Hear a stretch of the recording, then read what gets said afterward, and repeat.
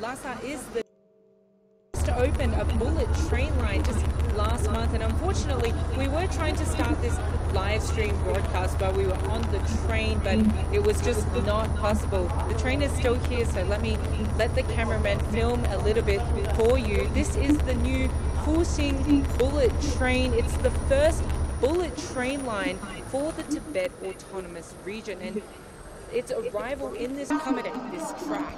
And it's a little bit noisy right now, but hey, and you can see that people are getting off the train. 你们好，我们是中央电视台的英语频道，能问你们几个问题吗？你们是不是刚下车的？是呀。那从哪里来？我们是从广东来的。从广东来的？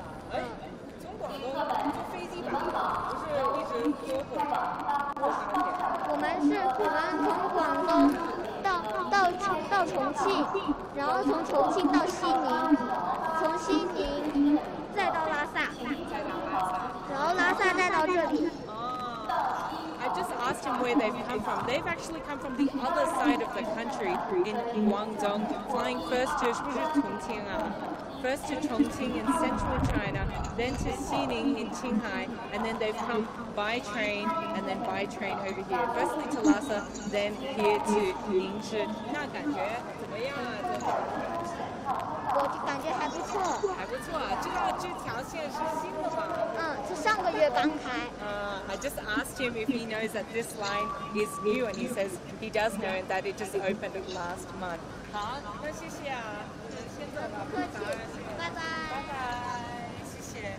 That's right. This line has just been open for about a month, so it is brand new. That's why we wanted to show you a bit of the train. You can see the passengers boarding now. This is the route does run from Ningshi, which is where we are, to the capital of the Tibet Autonomous Region, Lhasa. It is, like I mentioned, just over 400 kilometers of track, and this used to take about 5 hours by car, this journey, but it's been reduced to about 3.5 hours now, so about a third of that travel time shaved off. And we're just maybe we can talk to one of the passengers here. Okay, maybe we'll just let them get on board before they miss their train. But this train is a bit different from other bullet trains in China. They sometimes can run at up to 300 kilometers an hour, but this train runs at about 160 kilometers per hour max, so not nearly as fast, but it does reduce that travel time quite significantly, and of course means that people don't have to drive through a lot of those mountainous and windy roads in this part of the country. Here in the southwest of China, it is also the Tibetan Plateau, so quite high in altitude.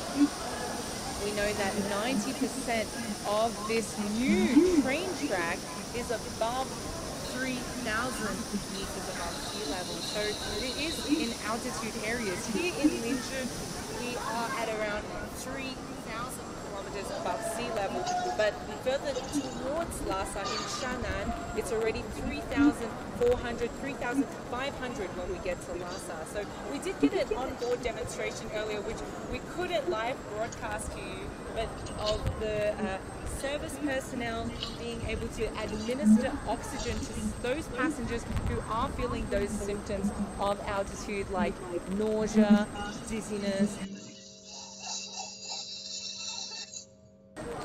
So a lot more capability on these trains, even though they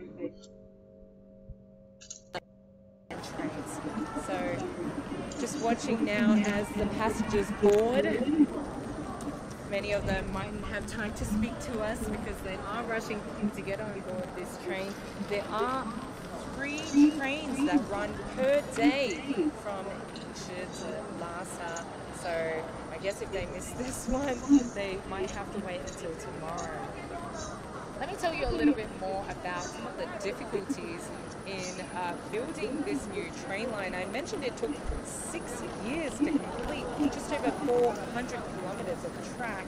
And that's because of those nearly 50 tunnels, but also there's over 120 bridges on this line. In total, the tunnels and bridges, they account for around 75% of the entire line, so quite significant and quite a lot of construction required just to lay down the track for this line between